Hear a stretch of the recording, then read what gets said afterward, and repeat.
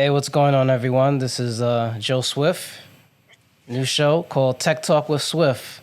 Have my first guest, Kirk Nugent. Did I pronounce it right? Nugent, sorry. Yeah, no problem, Kirk man. Nugent. And I'm glad to be here, man. Joe, this is so cool, man. Tech Talk. I think we need to have more of these, man. So excited to be here. Yeah. So tell me a little bit about yourself. I mean, I know personally I've been watching you on YouTube for the past 2 months, and I was like, yeah, I gotta contact this guy because he knows a lot. And it's like the way you break it down, I like you know a lot about tech, but you break it down for layman people, even tech people like me. You break it down make it easy to understand, and I love that. Like I love when people break it down. I'm like, oh, this is what he meant or she meant. Yeah. Yeah. One of the things that a good friend of mine, Evan Morcell, he shared with me. He's like, the thing with Kirk isn't just that he's a tech, because I'm a geek's geek, right? I mean, there's no doubt about it. Self-professed Jesus geek. In fact, my tagline is the Geek Speaker Preacher. Yes.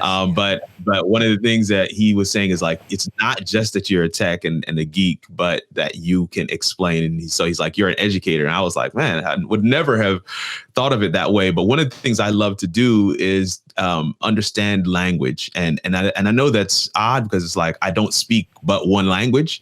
But what I mean when I say understand language is understand how people understand, how people speak. I lived in South Africa for 5 years, and I recognized very quickly that English is not English everywhere, right? So you kind of have to figure out what words people use that really allow a certain concept to hit home.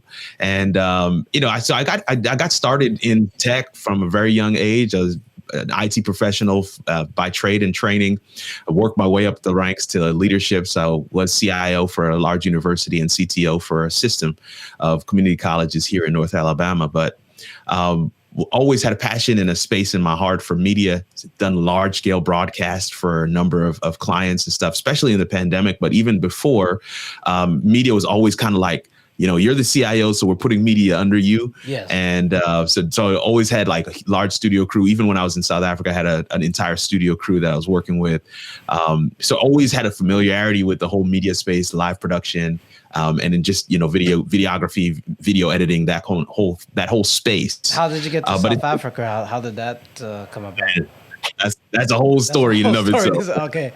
I mean, I was working for the Seventh Adventist Church, the world headquarters in Silver Spring, Maryland. Yeah. And they have that headquarters has division offices, I should say regional offices across the world, 13 of them to be exact. And one of them for the Southern Africa Indian Ocean division is headquartered in Pretoria, South Africa. And so they needed an IT director there. I was working at the headquarters as a technical support specialist for their software group, the treasury accounting software group. I know it's a long explanation, but but ended up going and doing some projects and work with the folks there in South Africa. And it was a good click. It was a good fit. And they needed somebody who was going to come there, be their IT director, but also kind of build the team. So it was, again, I jumped at the opportunity because I've always wanted to get into leadership. I love technology, but I always felt like, man, the leaders need to have come through the ranks. Does that make sense? They need to be able to understand what everybody does. And so I always knew what type of leader I wanted to be. And so when I got that opportunity, I definitely jumped at it. And it was the time of our lives. My wife and I, we moved there with 2 very small kids. Our daughter was 4 months old. Our son was just a year older than that. So we wouldn't recommend that part. Yeah. I don't know if I would recommend moving with a small baby, but we had a really great time. Phenomenal experience. Once in a lifetime, living there for 4 years and change, almost 5 years. So you got to experience the world. Yeah. People are far more well-traveled outside of, the United States. They're constantly, going places. I mean, people, our coworkers, our friends, our neighbors, it's like, I'm going to go to Italy. I'm going to run down to New Zealand. I'm going to go over to Thailand. It's like, whoa, that's the kind of thing. Yeah. In the States, it's like, well, I'm gonna head up to New York. Or I'm going to go over to Cali. I'm going to go down to Texas. But we stay within the continental United States. It's always kind of unheard of to go somewhere else. I mean, even Canada, it's like, wow, you're not going.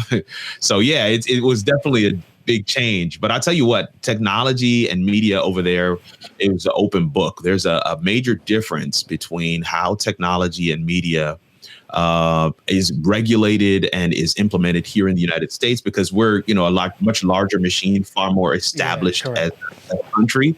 So we're far more regulated, is what I really want to say, without stepping on anybody's toes. We are regulated, but I think that regulation does have its pros and cons. So because we're regulated, there is a certain standard that things have to meet before they hit the market. Correct. So that's good. But then, you know, innovation takes longer for stuff to get out. Definitely. But innovation takes place kind of outside of your box. And so we don't get a chance sometimes to experience, you know, some of the innovations that are happening in other spaces. Now, some of them are, you know, the one and done. You know, I had a wireless router when I was overseas that took a SIM card. That was its source. SIM card? I've never seen that.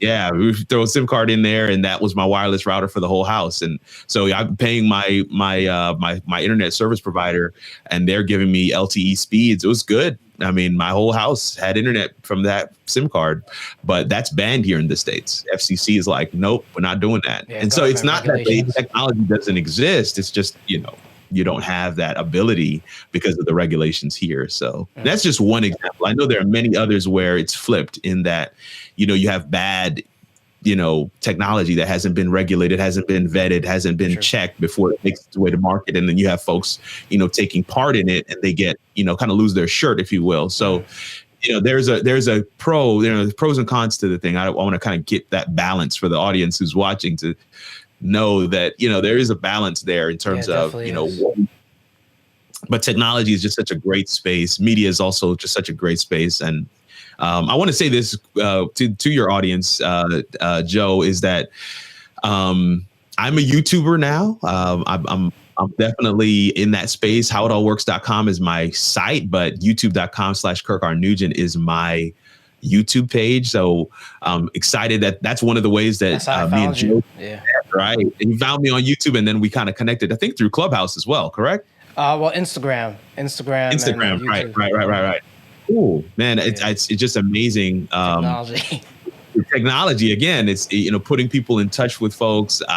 I'm putting out content that I know that they're answering questions that I know I needed answers to as I was setting up my productions and doing some things. Yeah. And it's resonating with a large audience online, and it's pretty cool. Correct. Yeah. So fast forwarding, tell me, how do you feel about technology right now? In the past, you know, year, a lot has changed.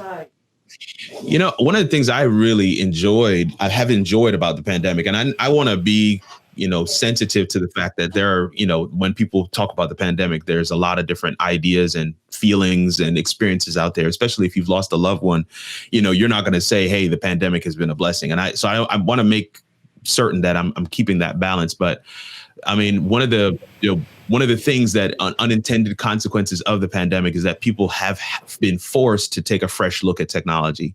A lot of the stuff that we're seeing is not new. Actually, Ecamm's not new. StreamYard's not new. Zoom's not new. I know for a few years. A lot of people were like, I never heard of Zoom before the pandemic. Me neither, but I know stuff like that's been out. Oh yeah, but now it's kind of like the way we live, because it allows us a virtual space to kind of sit and talk with one another. I mean, you know, Joe is in New York, I'm in Alabama, and we're able to sit on the same screen and record this. And it's amazing. It's amazing. And so I love the fact that one of the things I do, I do a lot of seminars, technology and media seminars for faith-based institutions, houses of faith. And one of the things I keep on saying to folks is it's high tech informing high touch. It's creating a technological space for us to be able to experience one another and to make connections in a new way. True, yeah. It doesn't necessarily replace the in-person, but it allows for us to be able to do the in-person in a different way. And so we just want to use technology. Technology is a tool. It's not, it's not a means to in any way. It's a tool to be used. And so whatever your intended purpose is, and I think people have kind of broadened that idea during the pandemic to include some of the regular everyday things that we do. We had a birthday party for my wife's mother on Sunday.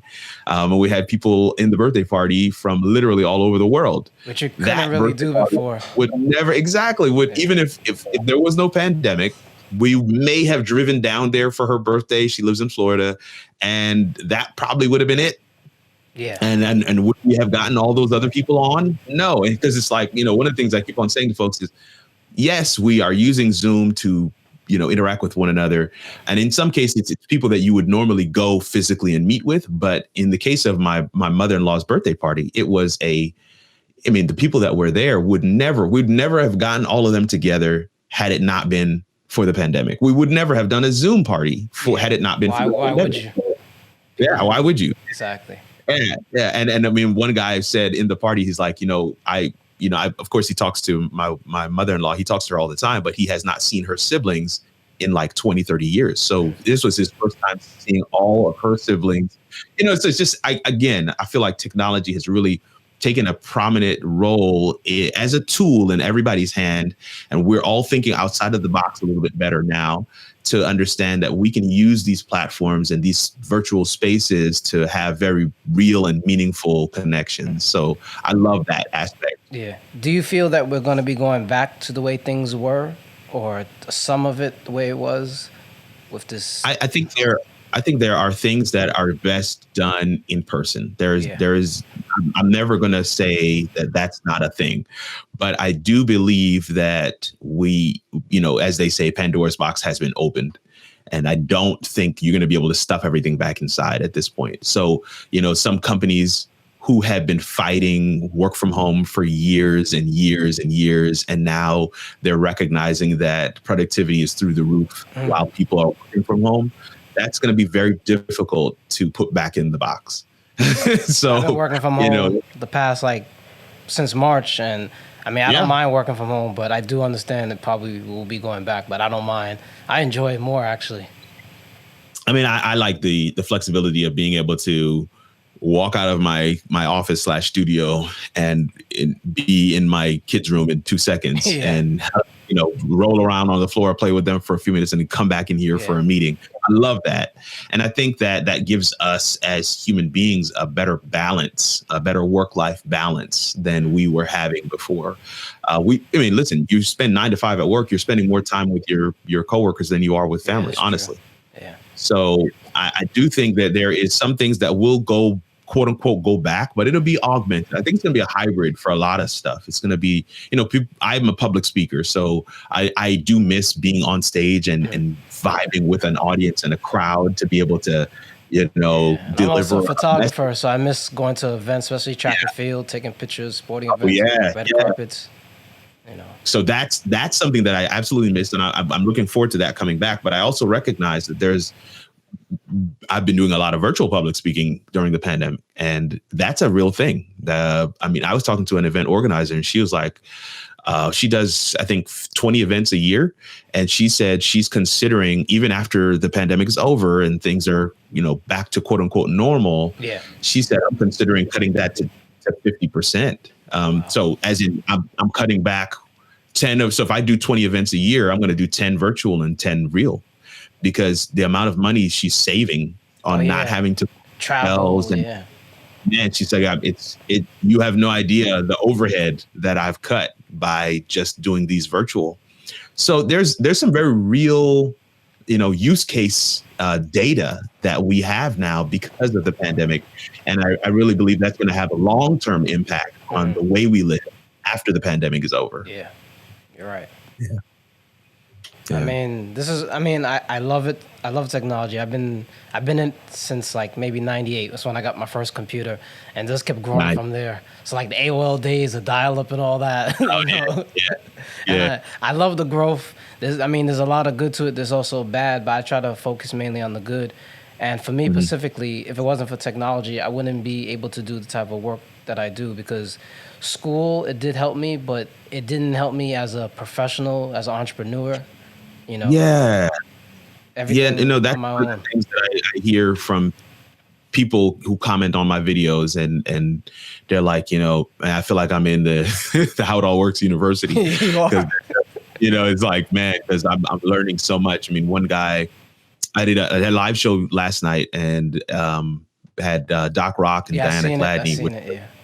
They're two beasts, man. And so I had both of them on there. We were talking about a number of things, and we talked about ECAM actually. And Diana Gladney just kind of put it out there. She's like, you can do it right, or you can do it again. And I was like, man, that's so amazing. quotable. Yeah. I was like, that's a shirt right there. And so I was like, you know, when she was saying that in reference to the fact that Ecamm just gives you all these features and functions that really make your live stream pop. I mean, and again, of course, just like you're using Ecamm right now to record this, and this is again a really dynamic way to record two people on screen. Very custom, very eye-catching, and it kind of mimics what we would see on TV. So it's really a great platform. And again, it's, you know, people are not teaching. Who teaches Ecamm in school? Nobody. Who's teaching, you know, live streaming? Is that a degree? There is nobody. No. And so this is a very unique space that that we find ourselves in. And you're absolutely right. One of the things I've always found to be more successful is that when somebody wants to learn something, then they're in search of it. Yes. And when they're searching for it, they're much more likely to spend time to understand what's being shown them. Yeah. And then they can actually practically walk through the steps of learning what they want to learn. I think that model of push-pull when it comes on to education is a lot better. And again, I'm coming out of education. I'm no longer in the education space. I work for myself now full time. Actually, my wife is my boss. That's nice. We have a business. She's always your boss. Yeah, she was always, but now she's for real. I mean, so we do web design and media consulting. So Composition is our the name of our company, Composition LLC, spelled with a K, and it's yourcomposition.com. YOURKOM POSITION. So check us out if you can. She does really phenomenal websites, and I do the media consulting under her brand. So lot studio setup, studio design, stuff that we've talked about already, Joe. That I do that for a number of clients. A lot of consults, folks will come through, just want me to, you know, get them a streaming package, maybe for StreamYard or even for Ecamm, some custom stuff that they can go through, just tweak names and things like that, and then go from there. Where do you find time to do all this? I look, you have like so many websites and all that. I'm like, how does this guy have time to do everything? Man, I don't know. I'm a systems guy, so I've got my project management certification. I've got my Scrum Master certification. I'm a systems guy. I like putting processes and systems in place, and so I just have systems for these things, and I try to fit them in those boxes, and try to kind of move forward. The thing that's taking the most time, honestly, is the show, is the How It All Works show on Mondays. The YouTube videos, I have a list of videos that I want to do, and that's more of a passion thing for me. I love doing that stuff. And I love engaging with folks in the comments. Anybody who's watched my videos and has commented knows that I respond to every comment on every YouTube video. So, but again, I have systems in place for all of that stuff. I try to keep everything, you know, balanced. But I do spend, now that I'm at home, I'm not working for anybody else anymore. I do try to be intentional about the time I spend with my family and time I spend with kids. Yeah, very important. I thank you so much for your Zoom loopback video, man. I've been trying for so long to understand that. I'm still watching it over and over, but you taught it in a way, like I said before, it's easy to understand. It's something complicated that you made it so easy. I was like, oh, say this and this. Well, you know, I was saying to somebody, because I shared that in the Ecamm community, and the folks at Ecamm actually reached out and they were like, thank you, because this has been a huge question for so many of our, and so they were like, we're going to be sharing your video to everybody that asks. And I was like, cool. Of course, that, you know, helps with my views and everything else. But one of the things that I said to them was, it's an issue of me failing. Like, I fell flat on my face where that thing is concerned. Yeah, me too. And then just kind of kept on digging, and then I found, that's where I'm missing it. And so when I made the video, there's plenty of times in the video where I'm laughing and I'm looking at the screen like, you got to do it this way, because it's not going to work any other way.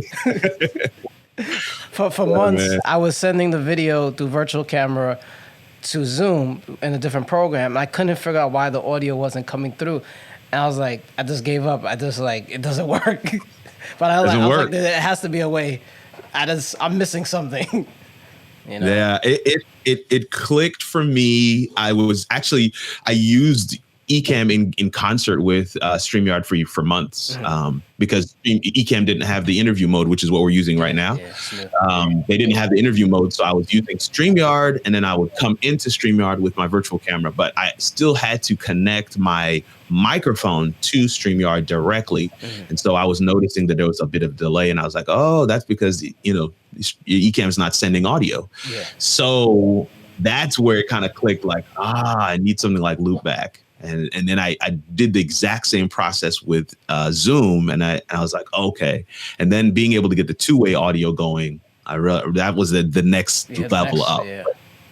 Wow. But yeah, man, it's amazing. Again, I really feel like, God has given me the gift to be able to explain certain things. Once I get it, right? Once I understand it, I know how to say it in a way that everyday people can really get at it. And I really believe that that's a gift that God has given me. So wonderful. Well, Kirk, I don't want to keep you. I thank you for coming on. I thank you for responding to the message, because a lot of people, don't respond. Either they're busy or, man. Right, thank you so much. It's my first episode, so hopefully I can look back one day and be like, yeah, this was the first guy that came on. I think this is an awesome platform that you're doing. You got here, man. And I'm excited about the fact that this is episode 1, but I really, in episode 20, or 25, let's do this again. And then let's, think back on this experience and how things have changed and have improved over that time frame. But awesome, man. Kudos to you for stepping out there and doing this thing and starting something new. Honestly, I believe a lot more of people in our positions, we just need to get out there and do stuff. Great. And once again, tell my audience how people can get in contact with you.